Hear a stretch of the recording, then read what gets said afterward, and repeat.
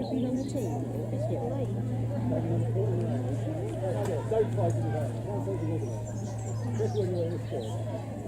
some interesting things. Is the Roman way of war, a new way of war. A way of war the Celtic tribes had never seen before. How were the Roman soldiers so successful? Why was their army so powerful? The soldiers of the Ermine Street Guard!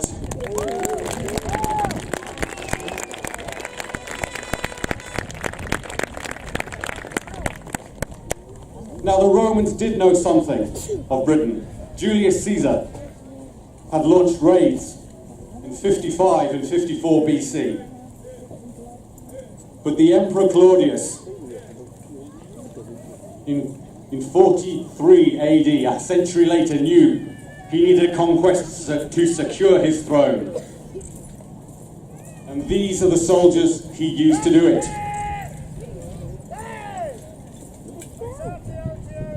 First of all, we're going to have a little closer look at the equipment and weapons of these soldiers. First, we're going to look at the Roman Legionary. The Roman army was divided into citizen soldiers, Roman citizen soldiers and non-citizen soldiers. The legionaries were the citizen soldiers. Now, these men were trained to fight Celtic warriors using large slashing weapons and spears, and their equipment reflects this. All the soldiers have large helmets, mostly made out of steel.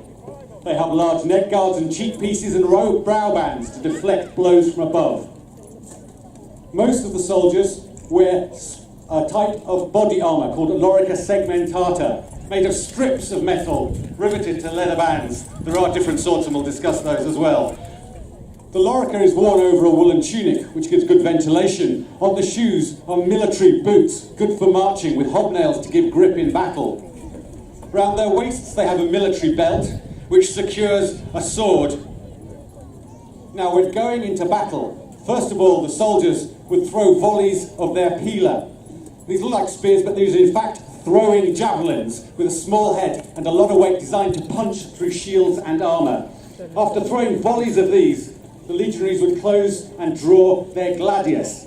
This is a short stabbing sword, not designed for fencing. This is designed for fighting rather like a bayonet to jab into the stomach of your enemy. You knock them over with your shield and stab them with your gladius. Most of the soldiers, the legionaries, also have a short dagger, a weapon of last resort.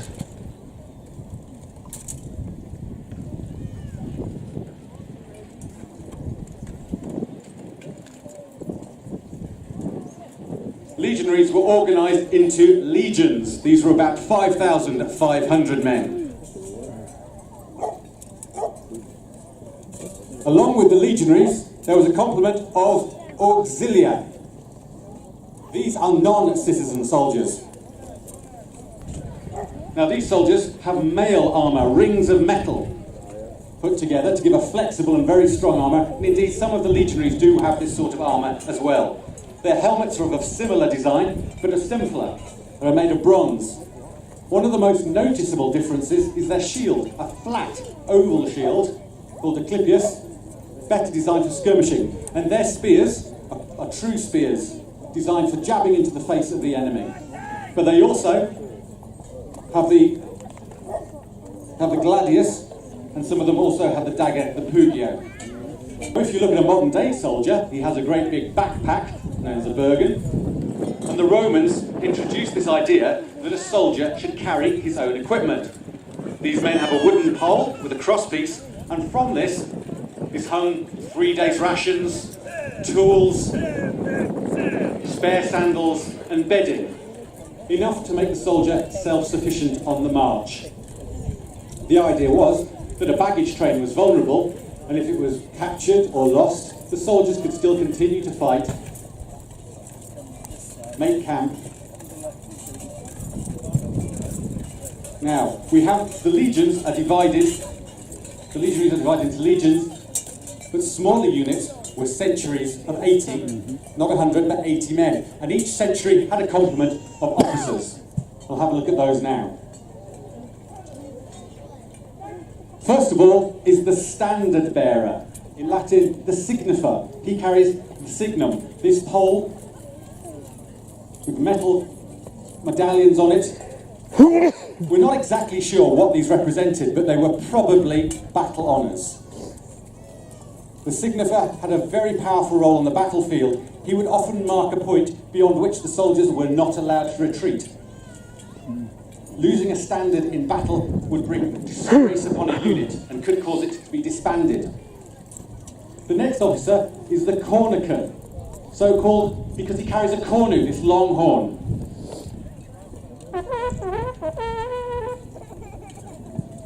They're normally louder than that. The idea is that in battle the human voice doesn't carry very far, and the cornican would be used like a bugle in the modern day army to give signals over a long distance. The next officer is the signifer, is the vexillaris, carrying the vexillum, this flag-type standard. If you look closely, you can see it has leg or two, the 2nd Legion Augusta.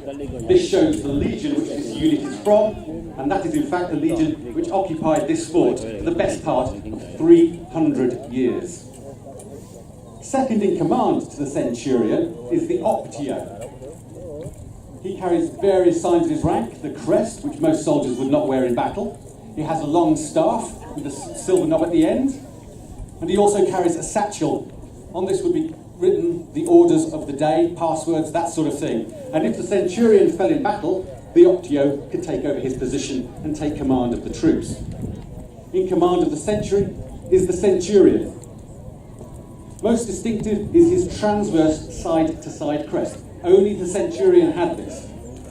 Other badges of rank are the phalleri, these sets of medals on his chest. Unlike modern-day medals, these were awarded in sets of 6. He also has greaves and a vine stick. The vine stick is a badge of rank, but can also be used for casual corporal punishment to make sure the men don't step out of line.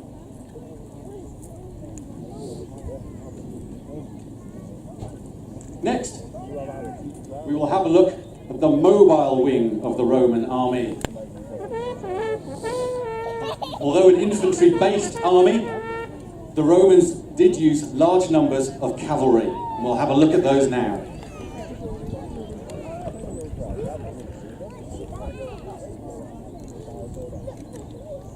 The Romans were not natural horsemen, so they tended to recruit their cavalry from allied tribes. The auxiliary were put to many different uses. They could be slingers, they could be heavy infantry like our auxiliary here, but they could also be cavalry. Now, the most distinctive thing about the Roman cavalry is they do not have stirrups. To stay on their horses, they use a unique wooden-framed saddle which has a pommel at each corner. This locks the rider into place, allows him to be steady. They have very similar helmets to the legionaries, but often are more richly decorated. And indeed, all the equipment of the cavalry is often very richly decorated. Now, people ask, what was the most powerful part of the Roman army? What really made them stand out? Was it their weapons? Was it their armour? The answer to that is probably their training.